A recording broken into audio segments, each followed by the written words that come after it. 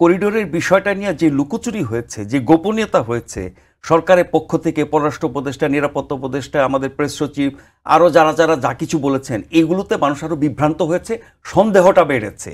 তাহলে এটা নিয়ে তো রাগঢাক কেন? করিডোরের বিষয়ে কিন্তু বিএনপি থেকে শুরু করে সকল দল, এমনকি এনসিপি পর্যন্ত সবাই কিন্তু এক বাক্যে যে কথা বলেছে, এই সরকার, অন্তর্বর্তী সরকার, অনির্বাচিত সরকার এরকম একটি স্পর্শকাতর গুরুত্বপূর্ণ জাতীয় নিরাপত্তা যেখানে জড়িত সেরকম একটি সিদ্ধান্ত নিতে পারেন না। এটি একটি নির্বাচিত সরকার নিতে পারে, নির্বাচিত সংসদ নিতে পারে এবং জাতীয় ঐক্যমত্যের ভিত্তিতে হতে পারে। যখন এই প্রশ্নটি প্রথম আসলো, এই করিডোরের ব্যাপারে সরকারের উদ্যোগের কথা পররাষ্ট্র উপদেষ্টা বলার পর থেকে, জাতিসংঘ মহাসচিব এসে চলে যাওয়ার পর থেকে, এরপরে ডক্টর খলিলুর রহমান নিরাপত্তা উপদেষ্টা তিনিও কথা বলেছেন। ওনার কথায় আমি পরে আসছি, উনি এক একবার এক এক সময় এক এক রকমের কথা বলেছেন, আপনি রেকর্ড দেখলে বুঝবেন। কিন্তু পররাষ্ট্র উপদেষ্টা একবারই বলেছেন, থেমে গেছেন, এরপরে কিছু বলেন নাই। এবং এটা নিয়ে পররাষ্ট্র মন্ত্রণালয়ের ভিতরে কি তোলপাড় সেগুলোর খবর কিন্তু গণমাধ্যমে এসেছে।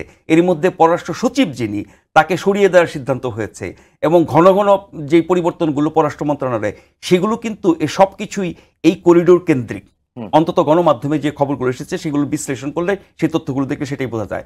তার মানে হচ্ছে করিডোরটা কি বর্তমান সরকারের বর্তমান সংকটের মূলে কিনা, এবং সেই কাজটি কেন সরকার একা করতে গেল সবার সাথে আলোচনা না করে।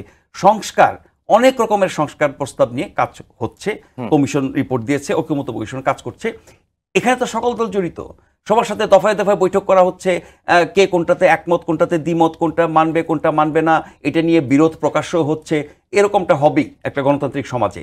কিন্তু করিডোরের বিষয়টা কেন কারোর সাথে আলোচনা না করে, কোনো রকমের স্পষ্ট তথ্য না দিয়ে সরকার তলে তলে এই কাজটা করতে গেছে, সেখান থেকে সন্দেহটা শুরু হয়।